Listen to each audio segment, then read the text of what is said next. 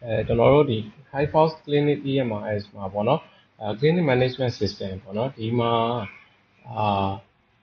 တခြား function တွေကတော့အများကြီးပဲအဲ့ဒါကိုမှတကယ်ဘောနော် patient experience နဲ့ပတ်သက်ပြီးတော့မှကျွန်တော်တို့ထပ်ပြီးတိုးထားတဲ့ဟာလေးတွေexperience နဲ့ပတ်သက်တဲ့ module ပေါ့နော်ဒါလေးကိုကျွန်တော်ပြောသွားပေးမယ်ပေါ့နော်ဒီမှာဆိုရင်ကျွန်တော် patient portal တစ်ခုအနေနဲ့ကျွန်တော်ထုတ်ပေးထားတယ်ဒီကကြတော့ကျွန်တော်ရဲ့ website ပေါ့နော် clinic website အနေနဲ့ကျွန်တော်သုံးလို့ရတယ်ဗျာclinic website တစ်ခုအနေနဲ့ကျွန်တော်သုံးတယ်အဲ့ရနေမှာ patient login ဝင်လာတယ် patient ရဲ့ registration လုပ်တာတွေဒီမှာ patient လုပ်လို့ရတယ်ပေါ့နော်ဒါလေးကိုကျွန်တော်ပြပေးသွားမယ်အရင်ဆုံးဒါ patient ဒါ step login ပေါ့နော်ကျွန်တော်ရဲ့ဒီ second login ဝင်လိုက်မယ်ပေါ့နော်ဝင်လိုက်ပြီဆိုရင်ဒါကျွန်တော်ရဲ့ website ပေါ့နော် second website ကိုဖန်တီးမယ်ပေါ့နော်အဲ့တော့ပုံမှန် default ကတော့ကျွန်တော်ဖန်တီးပြီးသားရှိတယ်အဲ့ဒါကိုမှကျွန်တော်ရဲ့ဒီcolor တွေကိုရေးခြင်းနဲ့ကိုထည့်ခြင်းနဲ့ပေါ့နော် second ရဲ့ဒီfeature တွေပေါ့နော်ဒီ website ပုံစံတွေကိုကျွန်တော်ပြင်လို့ရတယ်ပေါ့နော်တော့ဒီမှာဆိုရင်လည်းကျွန်တော်တို့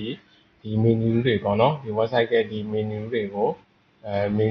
ကျွန်တော်ကြည့်လို့ရတယ်ဗျာဒါတွေကိုဒါပိတ်ထားတွေပါပြီပေါ့နော်ဒါတွေကိုကျွန်တော်ပိတ်ထားတွေခဏလေးလုပ်လို့ရတယ်နာမည်တွေပါပြောင်းလို့ရတယ်ပေါ့နော်ပြီးတော့ရင်ဒါ clinic ရဲ့ဒီ header တွေပေါ့နော် header တွေ footer တွေပေါ့နော်ဒါတွေကိုလည်းကျွန်တော်တို့ကြည့်လို့ရတယ်ဗျာဒီမှာရေးထားတဲ့ဟာတွေပေါ့နော်ဒါ second နာမည်တွေပြောင်းပါလားပြီးတော့ဒီ home မှာဆိုရင်ကျွန်တော်ဘာတွေရေးမှာလဲပေါ့နော်အဲ့ရေးမဲ့ဟာတွေကကျွန်တော်ဒီမှာလာဖြည့်ထားလို့ရတယ်ပြီးတော့ရင်ဒီကမှာရမယ့် service တွေကိုလည်းဒီ feature တွေ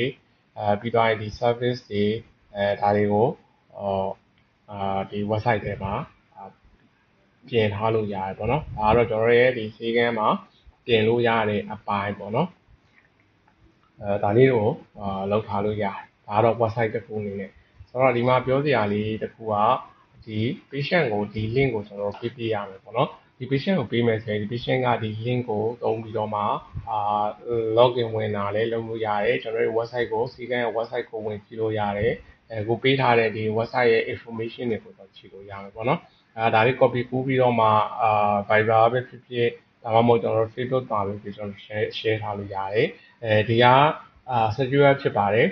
ဘာလို့လဲဆိုတော့ကျွန်တော်ရဲ့ဒီဟာပေါ့နော် data ကိုpatient အတွက်ကိုဒီကခွဲပေးထားတာရှိရပါတော့ဆိုတော့ဒီဟာလေးကို patient က copy ကူးပြီးတော့မှဒါမှမဟုတ်ဒီပို့လိုက်တဲ့ link ကို click လေးနှိပ်ပြီးတော့မှဝင်သုံးလို့ရပြီပေါ့ဗျာဆိုတော့လောလောဆယ်ကျွန်တော်ဒါ test လုပ်တာဖြစ်တဲ့ကျွန်တော် send open လုပ်လိုက်ပြီပေါ့နော် okay ဒါ open လုပ်လိုက်ပြီဆိုရင်ဒါအခုကျွန်တော်တို့ဖန်တီးထားတဲ့ဒီဟာပေါ့နော်design ပေါ့နော်ဒီ design အနေနဲ့ဒါတွေကိုမြင်ရပါဗျာဥပမာကျွန်တော်မြင်လာအောင်ပြောရင်ဒါအနီပေါ့နော်အနီဒီကတော့အပြာပေါ့နော်ဒါဟိုဒီထင်ထင်ရှားရှားဖြစ်အောင်ပေါ့နော်ဆိုတော့ဒီလိုပုံစံမျိုးပုံမှာပေါ့နော်ကျွန်တော်မြင်ရမယ့်ပုံစံပေါ့နော် okay ဆိုတော့ဒါကြည့်မယ်ဆိုရင်ဒါဒီတိုင်းလေးဖြစ်သွားမယ်ပေါ့ဆိုတော့ဒီမှာဆိုရင်ဒါကဖုန်းနဲ့ကြည့်မယ်ဆိုလဲသုံးလို့ရတယ် patient ကတော့ဖုန်းနဲ့သုံးလဲရတယ်ဒါကွန်ပျူတာနဲ့သုံးလဲရတယ်ပေါ့နော်လောလောဆယ်ကျွန်တော်ဒါဖုန်းနဲ့ကွန်ပျူတာနဲ့ဝင်တာပေါ့နော်ဥပမာဖုန်းနဲ့ဝင်မယ်ဆိုလဲဒါဒီလိုပေါ့နော်ဒါကတော့iPad ဒါဖုန်းပေါ့နော်လိုမျိုးကျွန်တော်ဝင်လို့ရတယ်ဗျာဒီမှာ patient login တွေပါဝင်လို့ရတယ်ပေါ့နော်ဆိုတော့ဆက်လောက်တော့ login ဝင်ဖို့အတွက်ကလောလောဆယ် patient က user name ရှိတယ်ဆိုတော့ဒါကိုယ်က create လုပ်လို့ရတယ်အဲဆိုရင်သူ့ရဲ့နာမည်ပေါ့နော်ဖုန်းနံပါတ်399နှစ်နော်ဒါသူ့ရဲ့ဖုန်းနံပါတ်ထည့်တယ် password တွေထည့်တယ်ပေါ့နော် sorry password နောက်တစ်ချိန်ပြန်ထည့်ပေါ့နော်ဒါဆိုရပြီပေါ့နော်ဒီမှာဆိုလဲဒါ term တို့ဒီ privacy တို့ဒါထည့်လို့ရတယ်ပေါ့နော်ပြီးတော့တော့ register လုပ်လိုက်ပေါ့နော်ဒါဆိုရင်တော့ဒါတို့ register ဖြစ်သွားပြီဖြစ်သွားပြီဆိုရင် login ဝင်လို့ရတယ်เนาะlogin ဝင်မယ်ဆိုသူရဲ့ဖုန်းနံပါတ်နဲ့ပဲဝင်လို့ရတယ်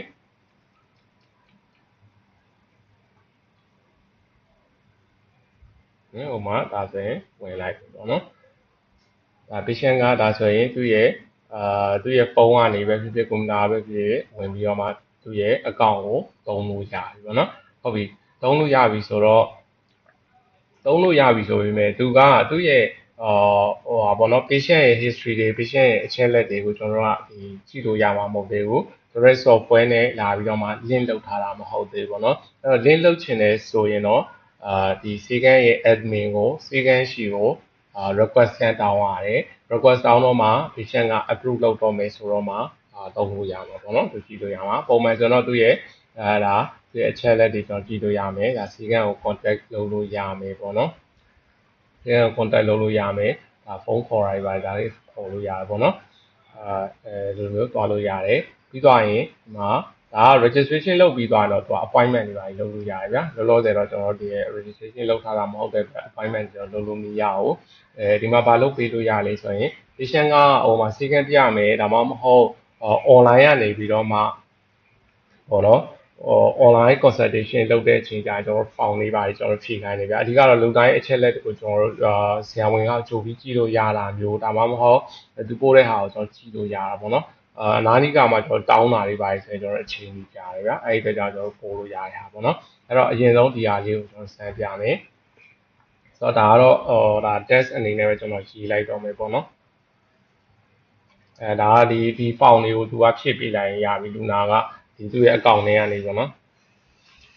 ဖြည့်ပေးလိုက်လို့ရပြီပြီးသွားရင်သူ့ရဲ့ information သူ့ရဲ့ဟိုမှာဖြစ်နေတဲ့ယောဂအခြေအနေပေါ့နော်ဒါမျိုးကိုဓာတ်ပုံရိုက်ပြီးပို့ဖို့လိုတယ်ပေါ့နော်ဥမာရိုးကျိုးလို့ဒါမှမဟုတ်အယိုးနဲ့ပတ်သက်တာမျိုးရဖို့ဆိုရင်ဒါဓာတ်ပုံရိုက်ပြီးပို့လို့ရတဲ့ဟာမျိုးပေါ့နော်ဒါမျိုးလုပ်လို့ရတယ်အဲ့တော့လောဆယ်ကျွန်တော်ဒါလေးကို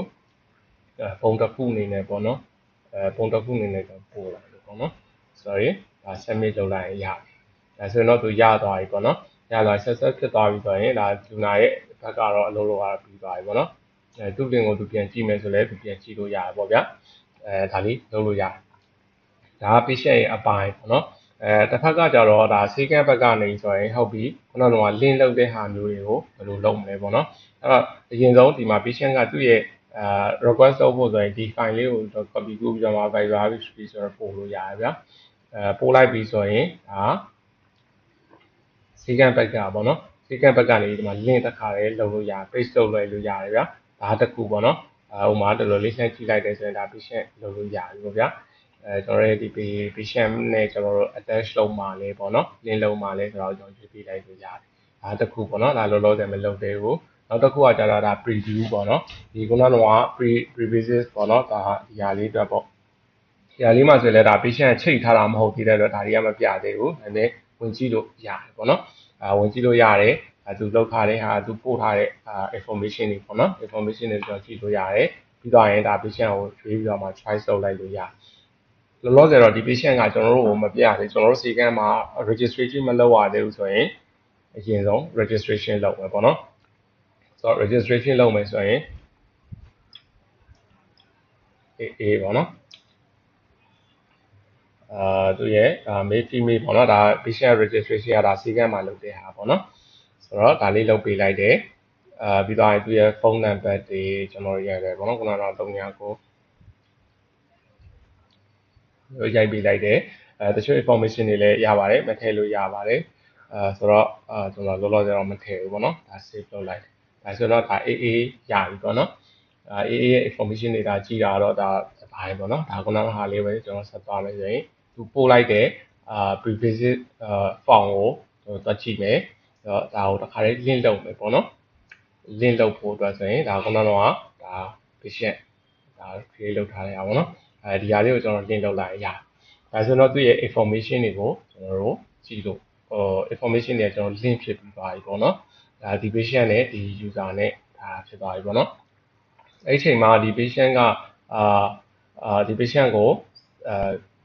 ဆရာဝန်ကြည့်ရပေါ့ဗျာ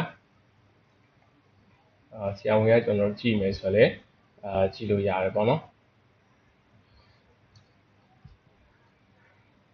ဆိုတော့ဒီမှာကျွန်တော်ကြည့်လိုက်တဲ့ဟာပေါ့နော်ဒါကြီးကမှာ booking လုပ်တဲ့အပိုင်းလေးပါဆိုရင်ကျွန်တော် confirm လုပ်လိုက်တဲ့ဆိုရင်ဒါဆရာဝန်ကကြည့်လို့ရတယ် okay ဆရာဝန်ကြည့်လို့ရပြီဆိုဆရာဝန်ကလည်းမလုပ်မလဲဆိုတော့ဒါ consultation လုပ်ပြီးဆိုကြတဲ့သူ့ရဲ့ဒီ လောလောဆယ်ကတော့ history တွေကတော့ကျွန်တော်ရှိမှာမဟုတ်သေးဘူးပေါ့နော် history မရှိသေးဘူးဆိုတော့သူ့ရဲ့ pre-visit intake ပေါ့နော်ဒီဟာလေးကိုပဲသူကပို့ထားတာဆိုတော့ဒါလေးကိုကျွန်တော်ကြည့်ပြီးတော့မှ consultation လုပ်လို့ရတယ်ပေါ့ဗျာဒါဆိုရင်သူပေးထားတဲ့ဒီပေါ့နော်ဒီပုံတွေကိုလည်းကျွန်တော် view အနေနဲ့ကျွန်တော်ကြည့်လို့ရတယ်ပေါ့နော်ဒါပုံကကျွန်တော်တင်လိုက်တဲ့ပုံကအသေးလေးဖြစ်နေလို့ဟုတ်ဆိုတော့ဒါလေးပဲဒါလေးကိုကျွန်တော်ကြည့်ပြီးတော့မှသူ consultation လုပ်မယ်မေးစရာရှိတာတွေကျွန်တော်မေးမယ်ပေါ့ဗျာ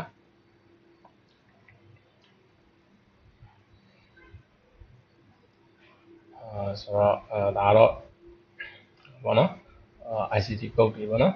ရေးတယ်ဒါ treatment ဒါလေးပဲကျွန်တော်ရေးသွားလိုက်မယ်